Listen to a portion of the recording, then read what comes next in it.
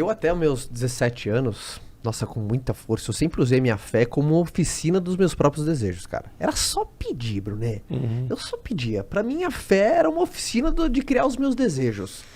E eu vejo que isso é um grande ponto de gargalo. Eu não consigo afirmar com exatidão, mas eu vejo que são dois pontos, assim, que a fé, que eu vejo que é um ponto de que muita gente se encontra, assim, parece que é um afunilamento, sabe, curva de rio. As pessoas que usam a fé como oficina dos seus próprios desejos. Por exemplo, aquela pessoa que às vezes reza todo dia à noite é pra pedir. Eu espero que amanhã eu consiga isso. E é oficina de desejo ali. Vamos lá. Coloca ali. E aquelas pessoas que resgatam a fé no momento de muito desafio. Eu vejo são duas pontas. Por que você acha que... Eu não sei, é uma percepção particular minha, tá? Que são curvas onde muita gente se encontra. Muita gente se encontra e fala assim, puta, é verdade, eu peço pra cacete, cara. Só peço. E a tua visão disso? Quanto... É legal, não é legal, pedir demais, não pedir, qual que é às vezes, sabe, qual que é o ponto limite de... Eu acho que a sua relação com Deus é baseada nas experiências que você teve. Tá. Então quem não teve nenhuma experiência com Deus ainda vai pedir coisa até sem noção. O próprio livro do apóstolo Tiago, capítulo 4, diz: pedis e não recebeis porque pedis mal, para gastardes com os vossos próprios prazeres. Uau.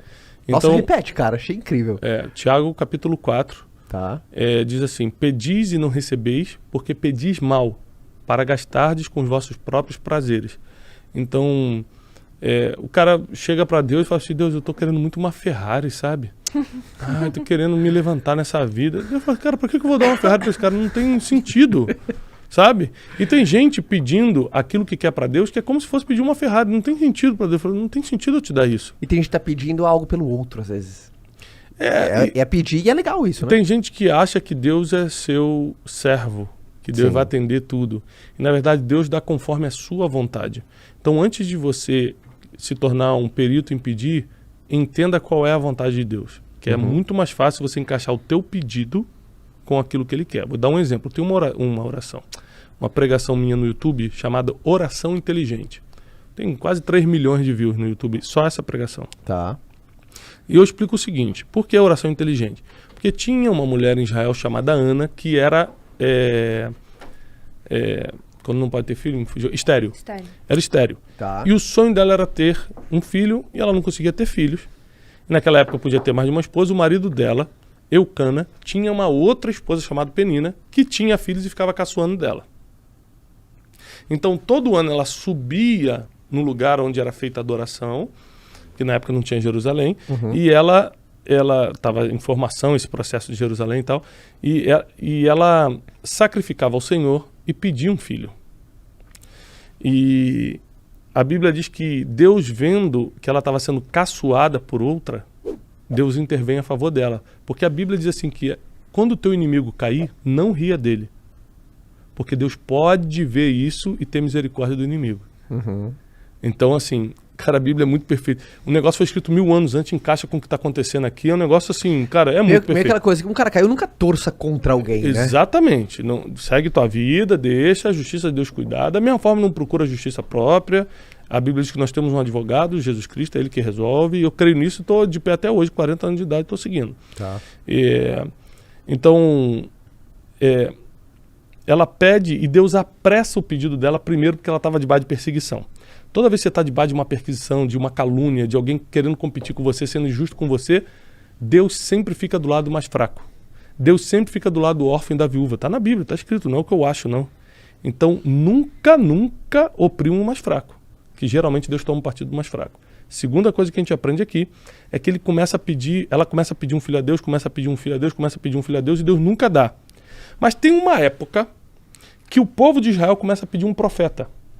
Nós precisamos de um profeta, nós precisamos de um profeta. Ele fala, caramba, eu preciso fazer nascer um profeta. Deixa eu ver quem está na fila dos pedidos de filho. Então ela queria um filho, Deus queria um profeta. E aí em um dos anos ela faz uma oração. Ela fala assim, ela alinhou a oração dela.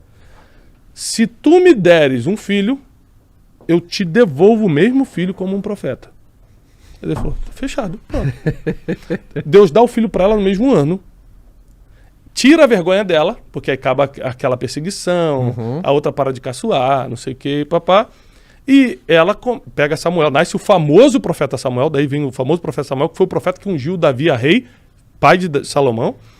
E ela devolve ele no templo e fala assim, ó, tá aqui meu filho. Quando ele desmamou, ela levou no templo e falou, tá aqui, eu devolvo. Aí a Bíblia diz, e Ana volta para casa e tem muitos outros filhos e filhas.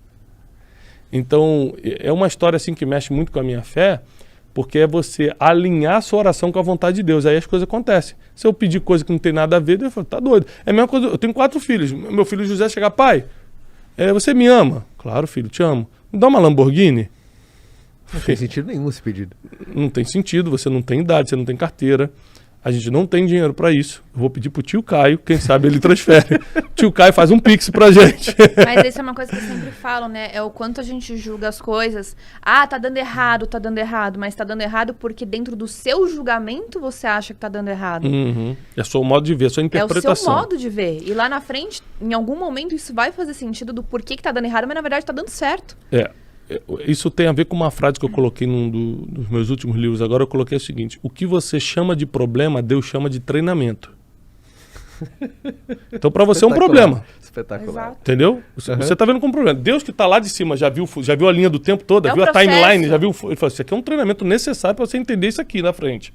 Só que você não consegue chegar lá na frente, então você acha que é só um problema, e não é um treinamento. É muito bom viver assim, com essa linha. Não facilita o encarar de cada coisa? Não, facilita muito. A gente acabou, por exemplo, de perder uma amiga muito querida, morreu.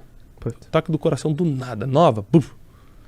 Chegou lá no enterro, aquele clima normal de enterro, o pessoal chorando e tal, mas não tinha ninguém depressivo, não tinha ninguém angustiado, porque todo mundo ali tinha a mesma fé. A fé em Cristo faz você enxergar a vida mais leve. Sim. Primeiro que é a única fé que te dá esperança para tudo. A Bíblia diz em Romanos, nenhuma condenação há para que está em Cristo Jesus. Então o cara está oprimido por causa do passado que ele teve. A mulher acha que nunca mais será perdoada por causa da vida que levou lá no passado. E Jesus fala, não, em mim todo mundo é nova criatura, eu deleto o teu passado. Eu deleto o teu passado e escrevo o teu futuro. Aí dá esperança. Morte. Essa terra aqui não é o fim, é só o começo. Então você morre, você começa uma nova vida e eterna agora.